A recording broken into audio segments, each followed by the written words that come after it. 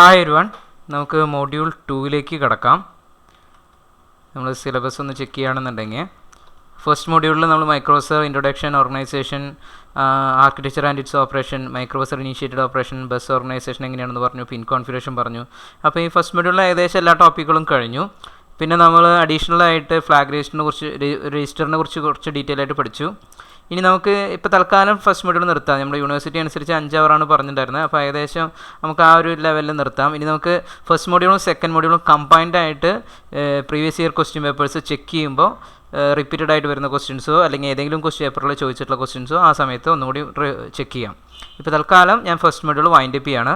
ഈ second module നമുക്ക് നോക്കാം. സെക്കൻഡ് മോഡ്യൂൾ നമുക്ക് വരുന്നത് machine cycles and bus timings. ഇതാണ് ആദ്യം വരുന്ന ടോപ്പിക് എന്ന് പറയുന്നത്. അപ്പോൾ അതിന് മുമ്പായിട്ട് നമുക്ക് ഇൻസ്ട്രക്ഷൻസ് എങ്ങനെയാണ് വർക്ക് ചെയ്യാമെന്നൊക്കെ അറിയണം. അപ്പോൾ നമ്മൾ അഡ്രസ്സിംഗ് മോഡ്സ്, ഇൻസ്ട്രക്ഷൻ സെറ്റിൻ്റെ ക്ലാസിഫിക്കേഷൻ, ഇതാണ് നമ്മൾ ആദ്യം നോക്കുക. അഡ്രസ്സിംഗ് മോഡ്സും ഇൻസ്ട്രക്ഷൻ സെറ്റിൻ്റെ ക്ലാസിഫിക്കേഷനും ഫസ്റ്റ് എടുത്തതിന് ശേഷം പിന്നെ ടൈമിങ്ങിലേക്ക് തിരിച്ചു വരാം.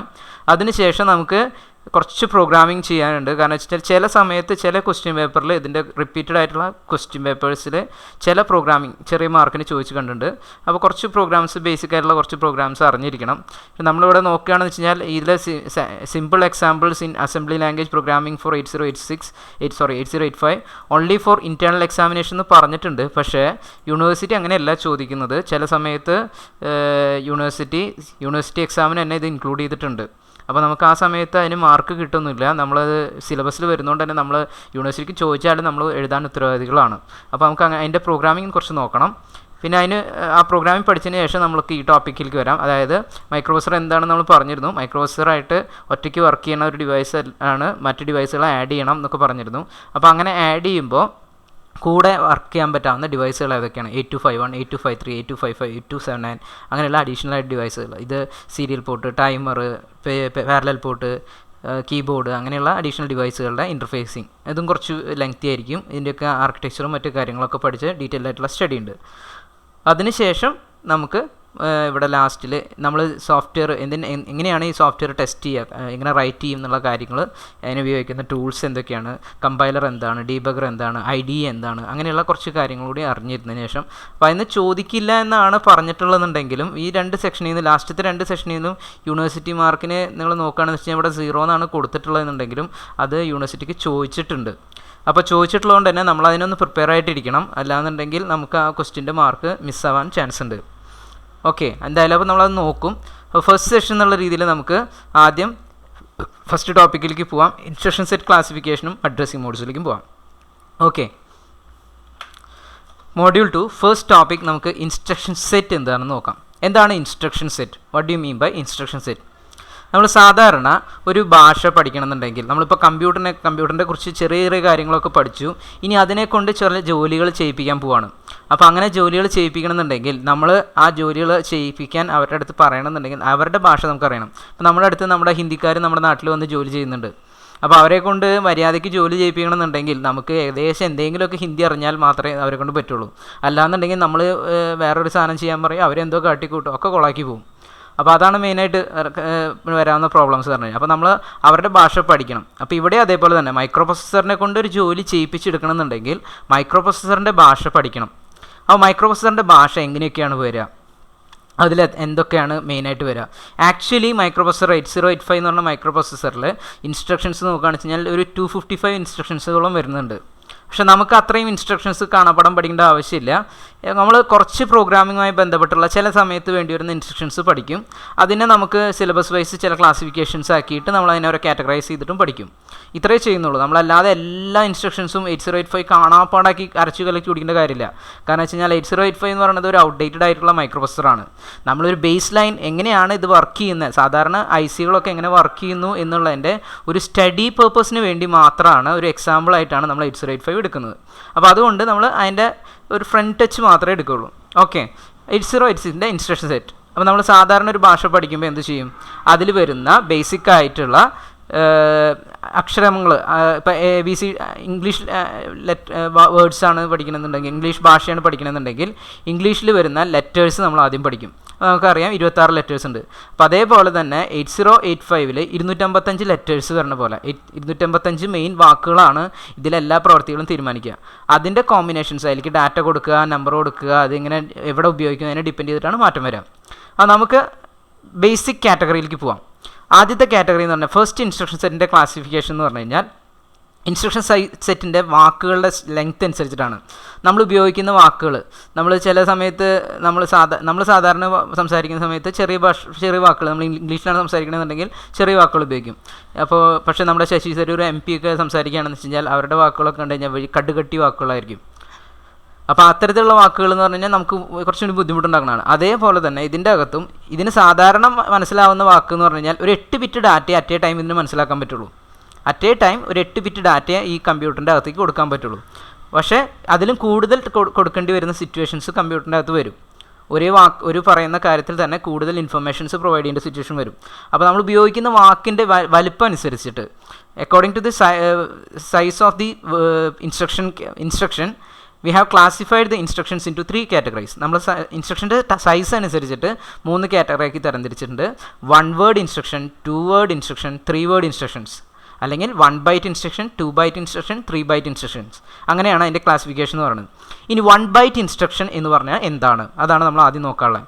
1 ബൈറ്റ് ഇൻസ്ട്രക്ഷൻ എന്ന് പറഞ്ഞു കഴിഞ്ഞാൽ ഒരു ഇൻസ്ട്രക്ഷൻ എന്ന് പറഞ്ഞു കഴിഞ്ഞാൽ അതിനൊരു ഇപ്പോൾ നിങ്ങളുടെ അടുത്തൊരു ഇൻസ്ട്രക്ഷൻ പറയാണ് റൈറ്റ് ആൻഡ് ഇപ്പോൾ നിങ്ങളുടെ അടുത്തൊരു എക്സാമ്പിളായിട്ട് നിങ്ങൾ ക്ലാസ് എടുത്തുകൊണ്ടിരിക്കുന്ന സമയമാണെന്ന് വിചാരിച്ചോ, നിങ്ങളുടെ അടുത്ത് ഒരു എക്സാമ്പിൾ പറയുകയാണ് റൈറ്റ് ആൻ എസ്സേ, അല്ലെങ്കിൽ ആരെങ്കിലും വർത്താനം പറയാണ് സ്റ്റാൻഡപ്പ് എന്ന് നിങ്ങളുടെ അടുത്ത് പറഞ്ഞു കഴിഞ്ഞാൽ ഞാനത് നിങ്ങൾക്ക് തരുന്ന ഇൻസ്ട്രക്ഷനാണ്.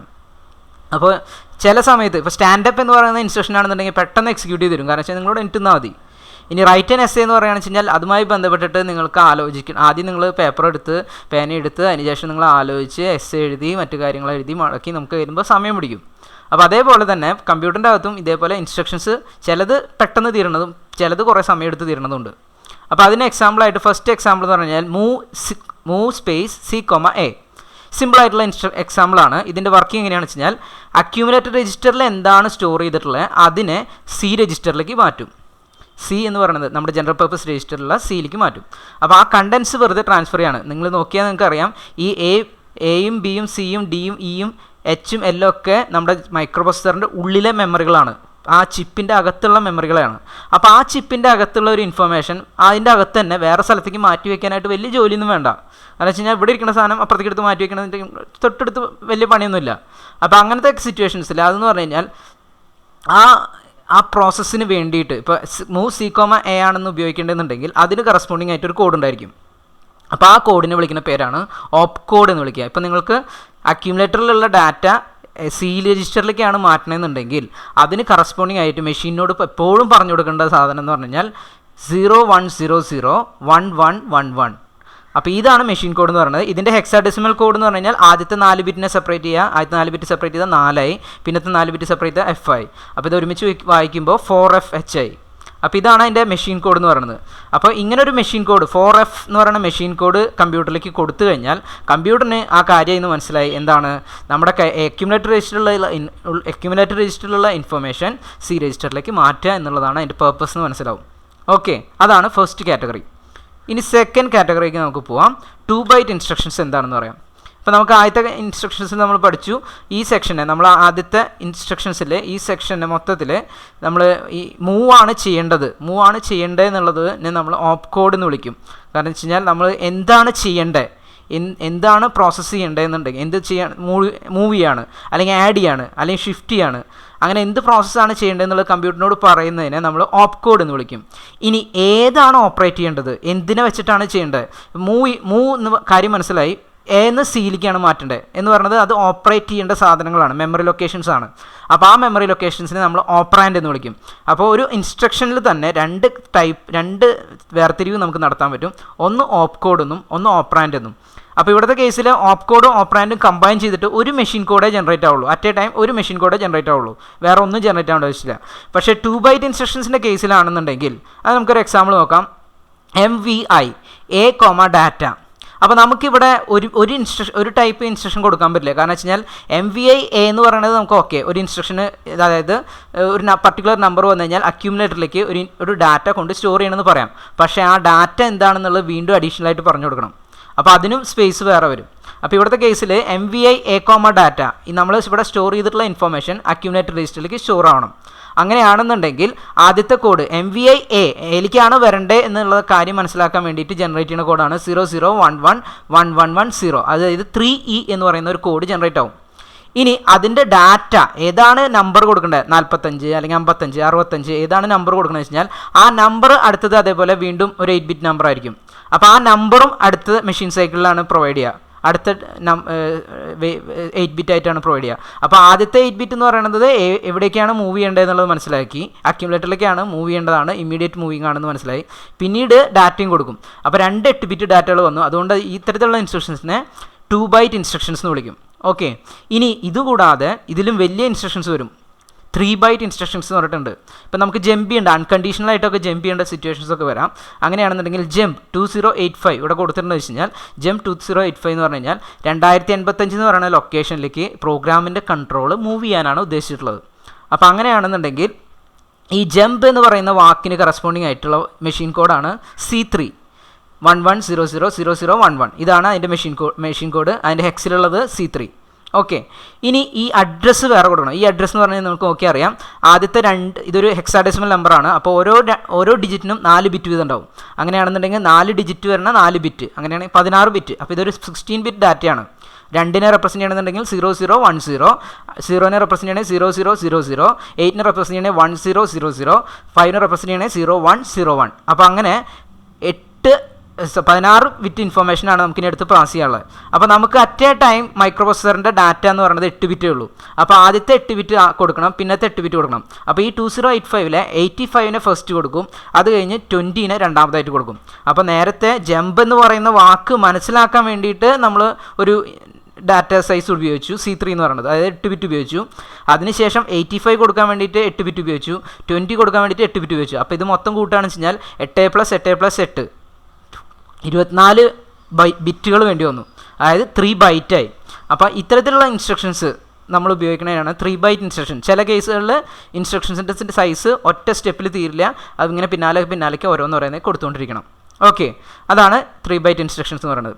ഇനി നമുക്കിനി അടുത്ത വേറൊരു ക്ലാസിഫിക്കേഷൻ കൂടി ഉണ്ട്. ഇത് സാധാ ജനറൽ ക്ലാസിഫിക്കേഷൻ, സൈസിനനുസരിച്ചിട്ട് ഇൻസ്ട്രക്ഷൻസിൻ്റെ സൈസിനനുസരിച്ചിട്ട് നമ്മൾ ക്ലാസിഫൈ ചെയ്തു.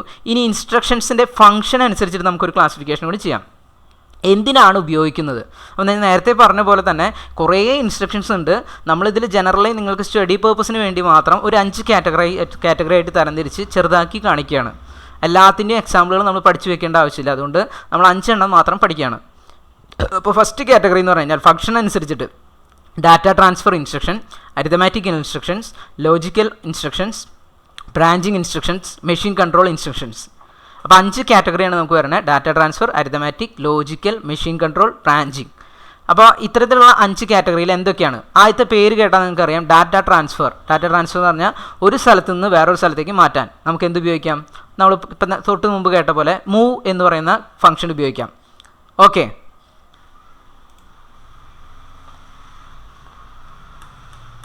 സോറി ഫോർ ദ ഡിലേ, ഒരു ചെറിയൊരു പ്രോബ്ലം ഉണ്ടായതുകൊണ്ടാണ്. നമുക്ക് സെക്കൻഡ് മൊഡ്യൂളിൽ first category data transfer instructions ആണ് നമ്മൾ പറഞ്ഞത്. ഡാറ്റ ട്രാൻസ്ഫർ ഇൻസ്ട്രക്ഷൻ എന്ന് പറഞ്ഞാൽ ഒരു ഇൻഫർമേഷൻ ഒരു മെമ്മറി ലൊക്കേഷനിൽ നിന്ന് വേറൊരു മെമ്മറി ലൊക്കേഷനിലേക്ക് മാറ്റാനോ, ഒരു മൈക്രോപ്രൊസസറിൻ്റെ ഉള്ളിൽ നിന്ന് ഒരു മെമ്മറിക്ക് മാറ്റാനോ, അല്ലെങ്കിൽ ഒരു IO ഡിവൈസിൽ നിന്ന് മെമ്മറിക്ക് മാറ്റാനോ, മെമ്മറിയിൽ നിന്ന് IO ഡിവൈസിലേക്ക് മാറ്റാനോ, അങ്ങനെ അങ്ങോട്ടും തമ്മിൽ ഇൻഫർമേഷൻസ് അങ്ങോട്ടും ചേഞ്ച് ചെയ്യുക. വേറെ പ്രോസസ്സിംഗ് ഒന്നും ഇല്ലാത്ത തരത്തിലുള്ള ഇൻസ്ട്രക്ഷൻസിനെയാണ് നമ്മൾ ഡാറ്റ ട്രാൻസ്ഫർ ഇൻസ്ട്രക്ഷൻസ് എന്ന് പറയുന്നത്. ഓക്കെ, അതിന് വേണ്ടിയിട്ടുള്ള എക്സാമ്പിൾ നമുക്ക് കൺസിഡർ ചെയ്യാം. സാധാരണ ഡാറ്റ ട്രാൻസ്ഫറിന് വേണ്ടി ഉപയോഗിക്കാവുന്ന മൂവ് എന്ന് പറയുന്ന ഇൻസ്ട്രക്ഷനാണ് MOV, move RD, RS. R എന്ന് പറയുന്ന വാക്ക് രജിസ്റ്ററിനെ ഇൻഡിക്കേറ്റ് ചെയ്യാനുള്ളതാണ്. General purpose registers B, C, D, E, H, L, accumulator. ഇതിലേത് രജിസ്റ്റേഴ്സ് വേണമെങ്കിലും നമുക്ക് ഉപയോഗിക്കാം. ആ രജിസ്റ്റേഴ്സുകൾക്കൊക്കെ പകരമായിട്ട് R ഉപയോഗിച്ചിട്ടുള്ളത്. അതിൻ്റെ സബ്സ്ക്രിപ്റ്റ് ആയിട്ട് നിങ്ങളോട് D കാണാം. D എന്ന് പറയുന്നത് ഡെസ്റ്റിനേഷനാണ്, S എന്ന് പറയുന്നത് സോഴ്സാണ്. അപ്പോൾ സോഴ്സ് എന്ന് പറയുന്നത് നമ്മൾ എവിടെ നിന്നാണ് എടുക്കേണ്ടതെന്നുള്ളതും എവിടേക്കാണ് പോകേണ്ടതെന്നുള്ളതും. അപ്പോൾ റൈറ്റിൽ നിന്ന് ലെഫ്റ്റിലേക്കാണ് എപ്പോഴും ഇൻഫർമേഷൻ മൂവ് ചെയ്യുക. ആദ്യത്തെ കേസിൽ മൂവ് RD, RS. ഇവിടെ പകരം ജനറൽ പർപ്പസ് രജിസ്റ്റേഴ്സായിട്ട് മൂവ് D, A കൊടുത്തു കഴിഞ്ഞാൽ അക്യുമുലേറ്ററിൽ സ്റ്റോർ ചെയ്തിട്ടുള്ള ഒരു ഇൻഫർമേഷൻ D രജിസ്റ്ററിലേക്ക് പേസ്റ്റ് ചെയ്യും. അതാണ് സംഭവിക്കുക. അപ്പോൾ ശ്രദ്ധിക്കേണ്ട കാര്യം എന്ന് പറഞ്ഞാൽ ഒരു ഇൻഫർമേഷൻ അങ്ങോട്ട് പേസ്റ്റ് ചെയ്ത് കഴിഞ്ഞാൽ അത് പഴയ രജിസ്റ്ററിൽ നിന്ന് പോവില്ല, അതൊരു കോപ്പി മാത്രമേ മൂവ് ചെയ്യുള്ളൂ, ഒരു കോപ്പി മാത്രമേ എടുക്കുകയുള്ളൂ. ഇപ്പോൾ മൂവ് ഡി കോമ എ എന്ന് കൊടുത്തിട്ടുണ്ടെന്ന് വെച്ചാൽ അക്യുമുലേറ്ററിലുള്ള ഡാറ്റയുടെ ഒരു കോപ്പി എടുത്തിട്ട് ഡി രജിസ്റ്ററിൽ പേസ്റ്റ് ചെയ്യും. ഓക്കെ, അതാണ് മൂവ് എന്ന് പറയുന്നത്. ഇനി മൂവിൻ്റെ തന്നെ വേറൊരു ടൈപ്പ് ഇൻസ്ട്രക്ഷൻ ഉണ്ട്, മൂവ് ഇമ്മീഡിയറ്റ്. നേരിട്ട് വാല്യൂ മൂവ് ചെയ്യുക. ഇവിടെ നമുക്ക് രജിസ്റ്ററിലാണ് സ്റ്റോർ ചെയ്യുക, ആ മെമ്മറി ലൊക്കേഷനിലാണ്, പ്രോസസ്സറിൻ്റെ ഉള്ളിലുള്ള മെമ്മറിയിലാണ് ഡാറ്റ സ്റ്റോർ ചെയ്തിട്ടുണ്ടാവുക, അവിടെ നിന്നാണ് ഡാറ്റ മൂവ് ചെയ്യേണ്ടത്. ഇവിടെ MVI എന്ന് പറയുന്നത് നമുക്ക് വാല്യൂ ഇമ്മീഡിയറ്റ് ആയിട്ട് മൂവ് ചെയ്യണം. അങ്ങനത്തെ കേസിൽ MVI R,8 bit data. R,8 bit data എന്ന് പറഞ്ഞു കഴിഞ്ഞാൽ R എന്ന് പറയുന്നത് രജിസ്റ്ററാണ്, അത് നമുക്ക് ABCDEHL ഏത് വേണമെങ്കിൽ ഉപയോഗിക്കാം. 8 ബിറ്റ് ഇൻഫർമേഷൻ ഏത് വേണമെങ്കിൽ നമുക്ക് കൊടുക്കാം, നമ്പേഴ്സാണ് കൊടുക്കുക. 45 മൂവ് A,45 അല്ലെങ്കിൽ മൂവ് B,33 ഏത് നമ്പർ വേണമെങ്കിൽ കൊടുക്കാം. അപ്പോൾ നമുക്കൊരു ഡാറ്റ നമ്മുടെ കയ്യിലുള്ള ഒരു ഇൻഫർമേഷൻ ഒരു രജിസ്റ്ററിലേക്ക് മാറ്റാം. മൂവ് A,33 എന്ന് പറഞ്ഞു കഴിഞ്ഞാൽ 33 അക്യുമുലേറ്ററിലേക്ക് പോകും. മൂവ് C,45 എന്ന് പറഞ്ഞു കഴിഞ്ഞാൽ 45 സിയിലേക്ക് പോകും. മൂവ് H,56 എന്ന് പറയുകയാണെന്ന് വെച്ച് കഴിഞ്ഞാൽ 56 എച്ചിലേക്ക് പോകും. അങ്ങനെ ഏതാണ് മെമ്മറിക്ക് മാറ്റണമെന്ന് വെച്ച് കഴിഞ്ഞാൽ നേരിട്ട് ആ നമ്പറിനെ മാറ്റാൻ വേണ്ടിയിട്ട്. മറ്റേത് നമ്പർ രജിസ്റ്ററിൽ സ്റ്റോർ ചെയ്തിട്ട് രജിസ്റ്ററിൽ നിന്നാണ് എടുത്തിരുന്നത്.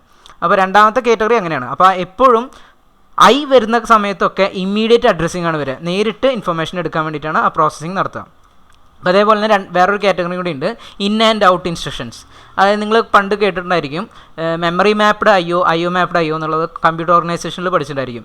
മെമ്മറി മാപ്ഡ് IO ആണെന്ന് വെച്ച് കഴിഞ്ഞാൽ ഒരു മെമ്മറിയിൽ നിന്നാണ് ഇൻഫർമേഷൻ പാസ് ചെയ്യണമെന്നുണ്ടെങ്കിൽ നമുക്ക് ഈ മൂവ് അല്ലെങ്കിൽ MVI എന്ന് പറയുന്ന ടൈപ്പിലൊക്കെയുള്ള ഇൻസ്ട്രക്ഷൻസ് ഉപയോഗിക്കാം.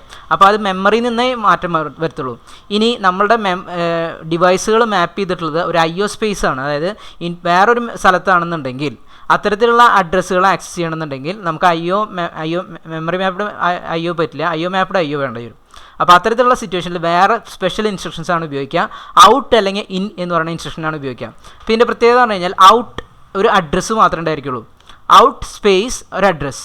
ഇപ്പോൾ ഇവിടുത്തെ അഡ്രസ്സ് എന്ന് പറയുന്നത് 45 ആണെന്നുണ്ടെങ്കിൽ ഔട്ട് സ്പേസ് 45 എന്ന് കൊടുത്തു കഴിഞ്ഞാൽ നമ്മുടെ എന്താണ് മൂവ് ചെയ്യേണ്ടതെന്ന് നമ്മൾ പറഞ്ഞിട്ടില്ല. 45 എന്ന് പറയുന്ന അഡ്രസ്സിലേക്ക് മൂവ് ചെയ്യാനേ പറഞ്ഞിട്ടുള്ളൂ. അത് ഒരു ഇൻപുട്ട് ഡിവൈസോ ഔട്ട്പുട്ട് ഡിവൈസോ കണക്ട് ചെയ്തിട്ടുണ്ടായിരിക്കും. ആ 45 എന്ന് പറയുന്ന ഡിവൈസിൽ ആ കണക്ട് ചെയ്തിട്ടുള്ള ആ ലൊക്കേഷനിലേക്ക് ഡാറ്റ മൂവ് ചെയ്യിക്കുക, അത്രേ ഉദ്ദേശിച്ചിട്ടുണ്ടായിരുന്നുള്ളൂ. അപ്പോൾ അതെന്തായിരിക്കും മൂവ് ചെയ്യുക എന്നുള്ളത് നമുക്കൊരു ക്വസ്റ്റ്യൻ ആണ്. അപ്പോൾ ഡീഫോൾട്ടായിട്ട് അക്യുമുലേറ്ററിൽ നിങ്ങൾ എന്ത് സ്റ്റോർ ചെയ്തിട്ടുണ്ടോ അക്യുമുലേറ്ററിലുള്ള ഇൻഫർമേഷൻ ആയിരിക്കും നിങ്ങൾ പറഞ്ഞ അഡ്രസ് ലൊക്കേഷനിലേക്ക് പോവുക. ഔട്ട് 56 എന്ന് പറഞ്ഞിട്ടുണ്ടെങ്കിൽ അക്യുമുലേറ്ററിൽ ഒരു കണ്ടൻറ്റ് ഉണ്ടായിരിക്കും, അക്യുമുലേറ്ററിലെ കണ്ടൻറ്റ് ഈ 56 എന്ന് പറയുന്ന ലൊക്കേഷനിലേക്ക് പോകും.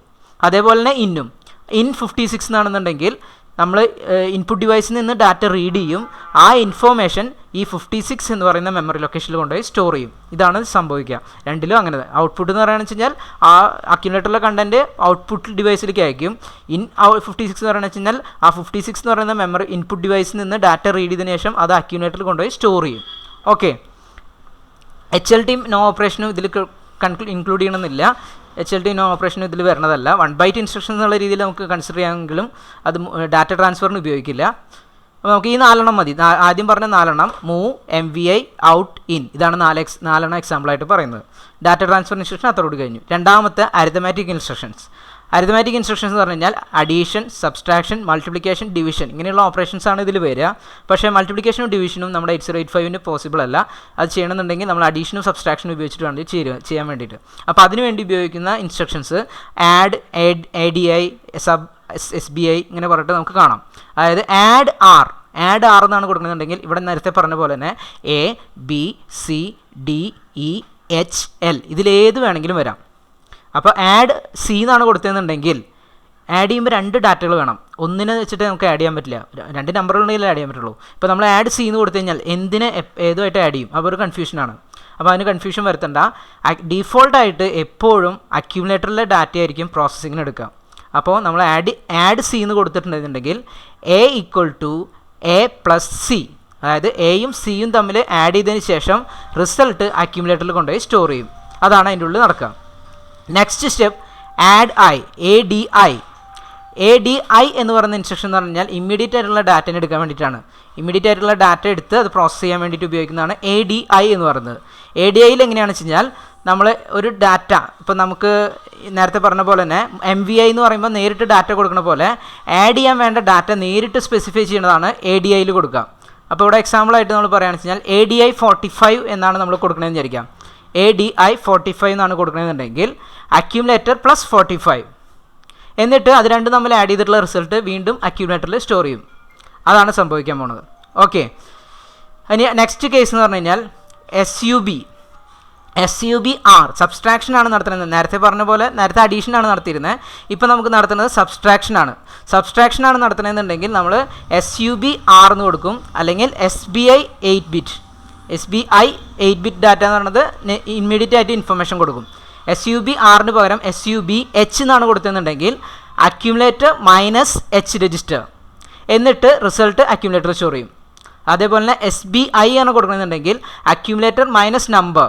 ഇപ്പോൾ SBIയുടെ കേസിൽ SBI നമ്പർ കൊടുക്കുകയാണ്, SBI 45 എന്നാണ് കൊടുത്തിട്ടുള്ളതെന്നുണ്ടെങ്കിൽ A-45 അക്യുമുലേറ്ററിൽ എന്താണുള്ളത് അതേ -45 ചെയ്യും, അതിനുശേഷം റിസൾട്ട് അക്യുമുലേറ്ററിൽ തന്നെ സ്റ്റോർ ചെയ്യും. അപ്പോൾ ആ രീതിയിൽ ചെയ്യുന്ന തരത്തിലുള്ള ഓപ്പറേഷൻസാണ് അരിത്തമാറ്റിക് ഓപ്പറേഷൻസിൽ വരുന്നത്. ഇനി രണ്ടെണ്ണം കൂടി ഉണ്ട്, ഇൻക്രിമെൻറ്റ് ആൻഡ് ഡിക്രിമെൻറ്റ്. ഒരു രജിസ്റ്ററിൻ്റെ വാല്യൂ ഓട്ടോമാറ്റിക്കലി ഒരു തവണ കൂട്ടാൻ വേണ്ടിയിട്ട് ഉപയോഗിക്കുന്നതാണ് ഇൻക്രിമെൻറ്റ്, അതേപോലെ തന്നെ ഒരു തവണ കുറയ്ക്കാൻ വേണ്ടി ഉപയോഗിക്കുന്നതാണ് ഡിക്രിമെൻറ്റ്. INRC എന്ന് കൊടുക്കുകയാണെന്ന് വെച്ച് കഴിഞ്ഞാൽ സിയിലെ കണ്ടൻസ് ഒരു തവണ കൂട്ടും. DCR ഇതുപോലെ തന്നെ ആറിന് പകരം ഏതെങ്കിലും രജിസ്റ്റർ ഉപയോഗിക്കുക, H ആണ് ഉപയോഗിച്ചെന്നുണ്ടെങ്കിൽ DCR H എന്നാണെന്നുണ്ടെങ്കിൽ Hലെ കണ്ടൻസ് ഒരു തവണ കുറയ്ക്കും. അപ്പോൾ INRും DCRും ഇൻക്രിമെൻറ്റും ഡിക്രിമെൻറ്റും ഉപയോഗിക്കും. അതേപോലെ തന്നെ ആഡും സബ്സ്ട്രാക്ഷനും അഡീഷനും സബ്സ്ട്രാക്ഷനും ഉപയോഗിക്കും. ആഡ് എന്ന് പറയുന്ന വാക്ക് ഉപയോഗിച്ച് കഴിഞ്ഞാൽ രജിസ്റ്റർ ഉപയോഗിച്ചിട്ട് ആഡ് ചെയ്യും. ആഡ് I ഉപയോഗിക്കുകയാണെങ്കിൽ ഇമ്മീഡിയറ്റ് അഡ്രസ്സിങ് ഉപയോഗിച്ചിട്ട് ആഡ് ചെയ്യും.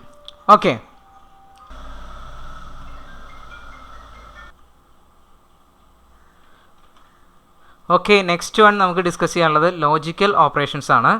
ലോജിക്കൽ ഓപ്പറേഷൻസ് എന്ന് പറഞ്ഞു കഴിഞ്ഞാൽ നമുക്കറിയാം അരിത്തമാറ്റിക് ഓപ്പറേഷൻസ് അഡീഷൻ സബ്സ്ട്രാക്ഷൻ ആണ്. ലോജിക്കൽ എന്ന് പറഞ്ഞു കഴിഞ്ഞാൽ ആൻഡ് ഓർ അങ്ങനെയുള്ള ഓപ്പറേഷൻസ് ആണ്. അപ്പോൾ അത്തരത്തിലുള്ള ഓപ്പറേഷൻസ് എങ്ങനെയാണ് നടക്കുന്നത് നമുക്ക് നോക്കാം. ഓക്കെ, നമുക്ക് ലോജിക്കൽ ഓപ്പറേഷൻസ് എന്ന് പറഞ്ഞു കഴിഞ്ഞാൽ രണ്ട് തരത്തിലുള്ള ഓപ്പറേഷൻസ് ആണ് വരുന്നത്.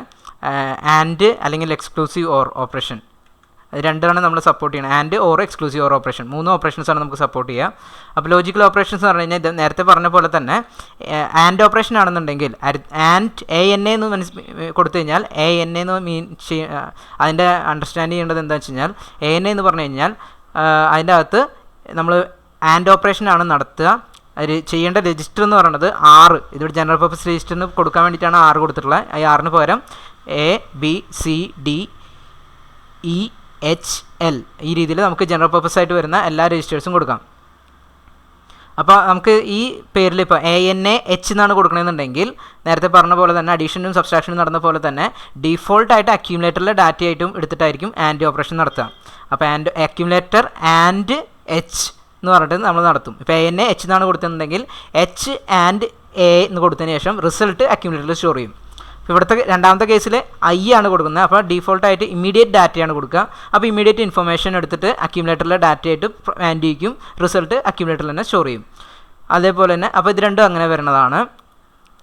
രണ്ടാമത്തെ കേസ് ഓർ ഓപ്പറേഷൻ ആണെന്നുണ്ടെങ്കിൽ നേരത്തെ പറഞ്ഞ പോലെ തന്നെ ഓർ ഓപ്പറേഷൻ ആണ് നടത്തുന്നുണ്ടെങ്കിൽ ORARന് പകരം ORAC എന്നാണ് കൊടുക്കുന്നുണ്ടെങ്കിൽ സിയും C രജിസ്റ്ററും A രജിസ്റ്ററും തമ്മിൽ ആൻഡ് ചെയ്യും, റിസൾട്ട് A രജിസ്റ്ററിൽ സ്റ്റോർ ചെയ്യും. അതേപോലെ ORI രണ്ടാമത് വേറൊരു ഫോണ്ടിലാണ് എഴുതിയിട്ടുള്ളത്. ORI എന്നാണ് കൊടുക്കണമെന്നുണ്ടെങ്കിൽ അവിടെ 8-bit ഡാറ്റയാണ് കൊടുക്കേണ്ടി വരിക. ORI 33 എന്നാണ് കൊടുക്കണമെന്നുണ്ടെങ്കിൽ ആ 33 എന്ന് പറയുന്ന നമ്പറും അക്യുമുലേറ്റർ രജിസ്റ്ററിൻ്റെ അകത്ത് കിടക്കുന്ന എന്ത് ഡാറ്റയാണുള്ളതിന് അത് രണ്ട് തമ്മിൽ ഓർ ഓപ്പറേഷൻ നടത്തിയതിന് ശേഷം റിസൾട്ട് അക്യുമുലേറ്ററിൽ സ്റ്റോർ ചെയ്യും. ഓക്കെ, ഇനി എക്സ്ക്ലൂസീവ് ഓർ ഓപ്പറേഷൻ ആണ് നടത്തുന്നതെന്നുണ്ടെങ്കിൽ ഇപ്പോൾ വാക്കുകളിൽ മാത്രം മാറ്റം വരുള്ളൂ. XRA എന്ന് വിളിക്കും. എക്സ്ക്ലൂസീവ് ഓർ ഓപ്പറേഷൻ ആണെന്നുണ്ടെങ്കിൽ XRA, അത് ഇമ്മീഡിയറ്റ് ആയിട്ട് നടത്തണമെന്നുണ്ടെങ്കിൽ XRI. ഇനി നോട്ട് ഓപ്പറേഷൻ ആണ് നടത്തുന്നത്, കോംപ്ലിമെൻറ്റ് ചെയ്യണമെന്നുണ്ടെങ്കിൽ അതിന് CMA എന്ന് മാത്രമേ ഉള്ളൂ. അപ്പോൾ അക്യുമുലേറ്ററിന് മാത്രമേ കോംപ്ലിമെൻറ്റ് ചെയ്യാൻ പറ്റുള്ളൂ. അപ്പോൾ അതുകൊണ്ട് അവിടെ രജിസ്റ്ററിൻ്റെ പേരൊന്നും കൊടുക്കേണ്ട ആവശ്യമില്ല. ഓക്കെ, നെക്സ്റ്റ് കാറ്റഗറി നമുക്ക് നോക്കാനുള്ളത് ബ്രാഞ്ചിങ് ഓപ്പറേഷൻസ്. ബ്രാഞ്ചിങ് ഓപ്പറേഷൻസ് എന്ന് പറഞ്ഞു കഴിഞ്ഞാൽ മൈക്രോപ്രൊസസറിൻ്റെ അകത്ത് രണ്ട് തരത്തിലുള്ള ബ്രാഞ്ചിങ് വരും. ഇപ്പോൾ സാധാരണ ഒരു പ്രോഗ്രാം എഴുതിയിട്ടുണ്ടെന്ന് വിചാരിക്കാം, നിങ്ങൾ ഒരു 50 ലൈനുള്ള പ്രോഗ്രാം എഴുതി വെച്ചെന്ന് വിചാരിക്കാം. സാധാരണ അത് സീക്വൻഷ്യൽ മാനറിലാണ് ഔട്ട്പുട്ട് എക്സിക്യൂട്ട് ചെയ്യുക. 1 by 1 ഒന്നാമത്തെ സ്റ്റെപ്പ്, രണ്ടാമത്തെ സ്റ്റെപ്പ്, മൂന്നാമത്തെ സ്റ്റെപ്പ്, നാലാമത്തെ സ്റ്റെപ്പ് ഇങ്ങനെ പോയിക്കൊണ്ടിരിക്കും. ഒരു 10 സ്റ്റെപ്പ് കഴിഞ്ഞപ്പോൾ നിങ്ങളുടെ പ്രോഗ്രാം ഒരു 20ാമത്തെ സ്റ്റെപ്പിലേക്കോ 30ാമത്തെ സ്റ്റെപ്പിലേക്കോ ജമ്പ് ചെയ്യണമെന്ന് വിചാരിക്കാം. അപ്പോൾ അത്തരത്തിലുള്ള സിറ്റുവേഷൻസിൽ ജമ്പ് ചെയ്ത് പോകണമെന്നുണ്ടെങ്കിൽ നിങ്ങൾക്ക് ഇതേപോലത്തെ കണ്ടീഷൻ നമ്മുടെ പ്രോഗ്രാമിൻ്റെ കൺട്രോൾ താൽക്കാലികമായിട്ട് ഒരു പർട്ടിക്കുലർ ലൈനിലേക്ക് മാറ്റണം. അങ്ങനെ ഉണ്ടെങ്കിൽ നമ്മൾ ഉപയോഗിക്കുന്ന ഇൻസ്ട്രക്ഷൻസിനെയാണ് ബ്രാഞ്ചിങ് ഇൻസ്ട്രക്ഷൻസ് അല്ലെങ്കിൽ ബ്രാഞ്ചിങ് ഓപ്പറേഷൻസ് എന്ന് പറയാം.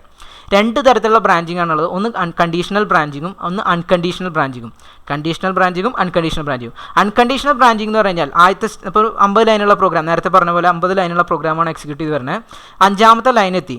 5ാമത്തെ ലൈനിൽ നമ്മൾ അൺകണ്ടീഷണലായിട്ട് ഉപയോഗിക്കുന്ന ഒരു ബ്രാഞ്ചിങ് ഇൻസ്ട്രക്ഷൻ ഉണ്ടെന്ന് വിചാരിക്കുക. ഒരു എക്സാമ്പിൾ എന്ന് പറയുന്നത് ജമ്പാണ്. JMP അവിടെ അഡ്രസ്സ് കൊടുത്തിട്ടുണ്ട്.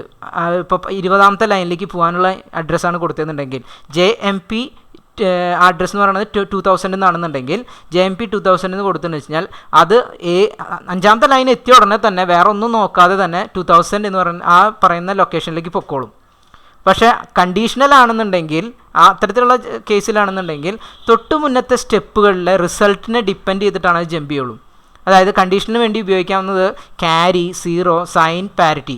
അപ്പോൾ നമ്മൾ തൊട്ട് മുന്നേ ചെയ്ത റിസൾട്ടിനെ ഡിപ്പെൻഡ് ചെയ്തിട്ട്, അപ്പോൾ നമ്മൾ ഇതേപോലെ കണ്ടീഷണൽ ഇൻസ്ട്രക്ഷനാണ് 5ാമത് കൊടുത്തെന്നിരിക്കുക. അപ്പോൾ സാധാരണ 5ാമത്തെ സ്റ്റെപ്പ് JMP 2000 എന്ന് കൊടുത്തു കഴിഞ്ഞാൽ എങ്ങനെ വന്നാലും 5ാമത്തെ സ്റ്റെപ്പ് എത്തിയാൽ 2000 എന്ന് പറഞ്ഞ ലൊക്കേഷനിലേക്ക് പോകും.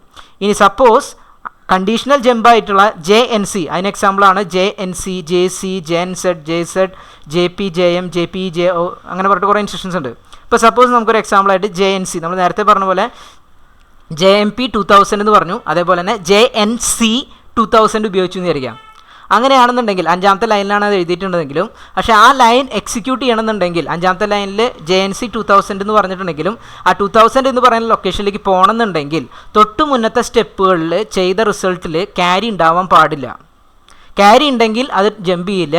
അപ്പോൾ അത് ആ സ്റ്റെപ്പ് അവിടെ ക്യാൻസലായി അടുത്ത സ്റ്റെപ്പ് 6ാമത്തെ സ്റ്റെപ്പിലേക്ക് പോകും. ഇനി ക്യാരി ഇല്ലാത്ത കേസാണെന്നുണ്ടെങ്കിൽ ആ JNC എന്ന് പറഞ്ഞാൽ jump if no carry, JNC അതാണ് മീൻ ചെയ്യണത്. അപ്പോൾ അതുകൊണ്ട് തന്നെ JNC ഉള്ളതുകൊണ്ട് ക്യാരി ഇല്ല എന്നുണ്ടെങ്കിൽ അത് ഓട്ടോമാറ്റിക്കലി എത്രാമത്തെ സ്റ്റെപ്പിൽ 2000ലേക്ക് ആണെന്നുണ്ടെങ്കിൽ 2000 ജമ്പ് ചെയ്യും. ഇനി ക്യാരി ഉണ്ടെങ്കിൽ അത് ജമ്പ് ചെയ്യാതെ അത് സ്റ്റെപ്പ് സ്കിപ്പ് ചെയ്തിട്ട് അടുത്ത സ്റ്റെപ്പിലേക്ക് പോകും. അപ്പോൾ അതേപോലെ കണ്ടീഷൻ ആണെന്നുണ്ടെങ്കിൽ ഒരു കണ്ടീഷൻ ചെക്ക് ചെയ്തിട്ടേ ജമ്പ് ചെയ്യിക്കുള്ളൂ. അൺകണ്ടീഷണൽ ആണെന്നുണ്ടെങ്കിൽ ആ കണ്ടീഷൻ ചെക്ക് ചെയ്യാതെ ഓട്ടോമാറ്റിക്കലി ജമ്പ് ചെയ്യിക്കും. ഓക്കെ, ഇപ്പോൾ കണ്ടീഷണൽ ചെക്ക് ചെയ്യാൻ പറ്റാവുന്നത് JC എന്ന് പറഞ്ഞു കഴിഞ്ഞാൽ ക്യാരി ഉണ്ടോ എന്ന് ചെക്ക് ചെയ്യും. JNC എന്ന് പറഞ്ഞു കഴിഞ്ഞാൽ ക്യാരി ഇല്ലാത്തതാണോ എന്ന് ചെക്ക് ചെയ്യും. JZ എന്ന് പറഞ്ഞു കഴിഞ്ഞാൽ സീറോ ഫ്ലാഗ് സെറ്റ് ചെയ്തിട്ടുണ്ടോ നോക്കും.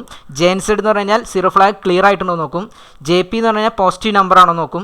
JM എന്ന് പറഞ്ഞു കഴിഞ്ഞാൽ നെഗറ്റീവ് നമ്പർ, അതായത് സൈൻ ഫ്ലാഗിനെ ഡിപ്പെൻഡ് ചെയ്തിട്ടാണ് ഇത് വരിക.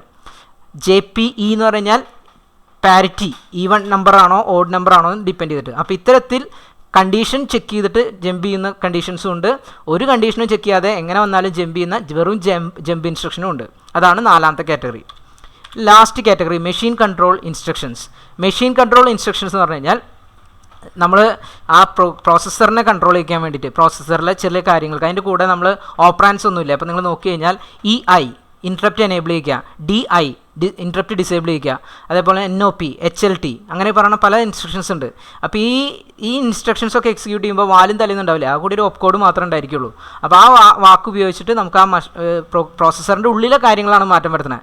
നേരത്തെയൊക്കെ ചെയ്യണത് ഇൻഫർമേഷൻസ് ഉപയോഗിച്ചിട്ട് ഒന്നെങ്കിൽ ആൻഡ് ചെയ്യിക്കും, ഓർ ചെയ്യിക്കും, ആഡ് ചെയ്യിക്കും, സബ്സ്ട്രാക്ട് ചെയ്യിക്കും, അല്ലെങ്കിൽ ഡാറ്റ മൂവ് ചെയ്യിക്കും, ഇങ്ങനെയൊക്കെ ചെയ്തിരുന്നത്.